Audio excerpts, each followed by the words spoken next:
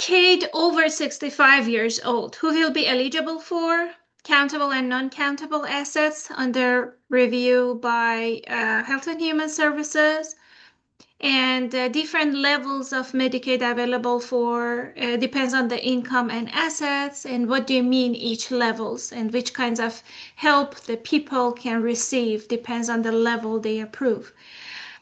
My name is Nazanin Koochakpoor, and I'm a licensed insurance agent. Today, we want to deeply clearly talk about Medicaid or Medicare saving plan offered by Health and Human Services over 65 years old.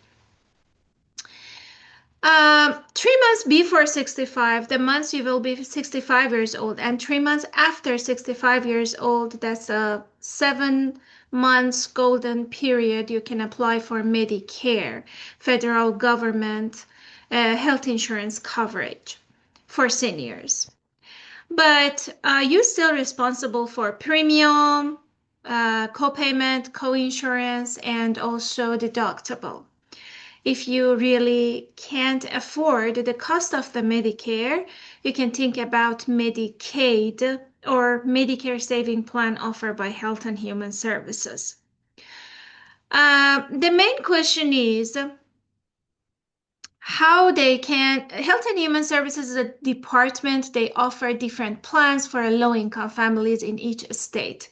It's a state-based plan. For this reason, the facilities they offer to low-income families depends on the state budgets. It will be differences. The first question is which countable and non-countable assets they check for the for proving your low-income families. Right now, I want to answer this question. Okay.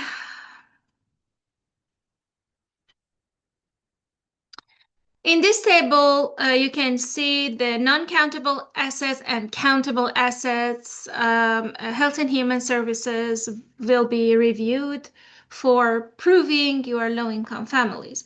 Non-countable assets is your primary home, primary vehicle, your personal items, your household furnishing, and your funeral not exceed $1,500. If you have any funeral policies, not exceed $1,500 is non-countable assets. And countable assets is any source of the cash or saving you have, or any retirement plan, or your secondary or extra vehicles, extra property, all of the, or if you have any money in stock market or bond, all of them is countable assets, and they will be review all of the countable assets for proving your low-income families. Another question I want to answer is which level of Medicaid or Medicare saving plan or program available, and each levels, what do you mean? The first level is full benefit dual eligible Medicaid is a QMB plus and SLMB plus and FBDE level. What is the differences between SLMB and QMB? SLMB, usually the people don't need the help for Part A. That means the people who already worked more than 10 years in United States and have a 40 point, and they don't need to pay for Part A. For this reason, doesn't need the help to pay premium for Part A, but the rest of the things, they need the help for Part B premium, for co-insurance, co-payment, and deductible. But QMB, the person's not at all work in United States or less than 10 years work in United States and still need the help for Part A and Part B both premium. coinsurance and copayment and deductible also. SLMB Plus and QMB Plus is a full Medicaid coverage. That means Medicaid cover premium, coinsurance, copayment, deductible, and full Medicaid benefit.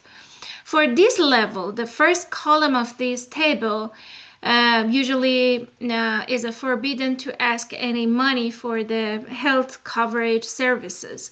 And 100% cover, 80% by Medicare and 20% by Medicaid. In each levels, in all of the levels, Medicare will be primary insurance and Medicaid or Medicare saving plan is secondary insurance that's cover 100%. QMB only and SLMB only, not plus.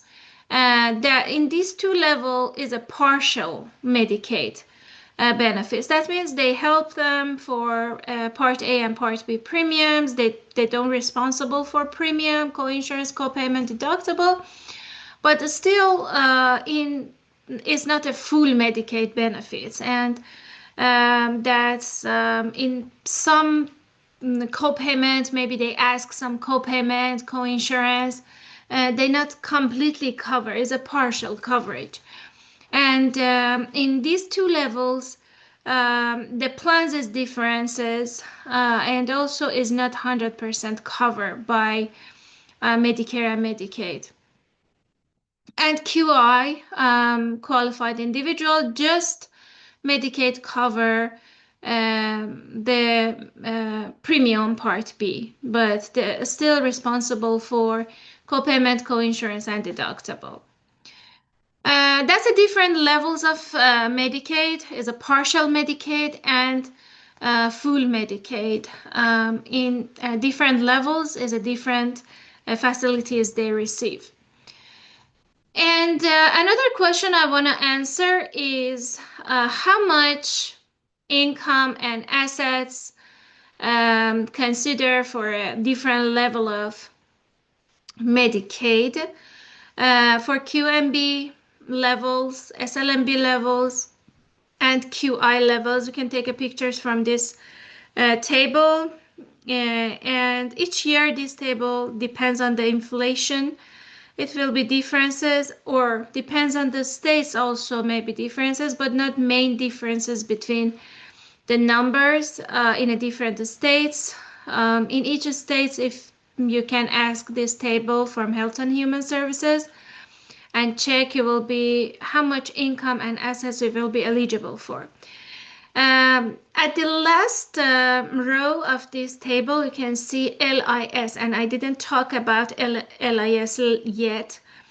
LIS or low income status is extra help for medication. It's not a Medicaid levels. And you can see the range of the income and assets is higher than different levels. In this level, you just have a help for copayment, coinsurance for your medication, not something extra. And it's not a Medicaid level. It's just people, the income not that much low, consider as a Medicaid, and not that much high, completely don't need any help. In this level, low income status, in some parts they help them just for medication, extra help for medication. Some points I have to talk about that at the end of the video about the applying for Medicaid. If you apply for Medicaid and deny, you have to know after 6 months you can apply again. 6 months, you record your information and your document will be saved in the system. After 6 months, they check your situation again. For this reason, if you deny, depends on the assets, income, or any other situations, you can apply after 60 months. And you can see after 6 months. And you can see what kinds of document they needed. Also, if you approve for Medicaid and already have Medicaid, is not for all of your life. Depends on your situation and depends on your income, and every changes, they need some proof. They send you a letter, and you have to check your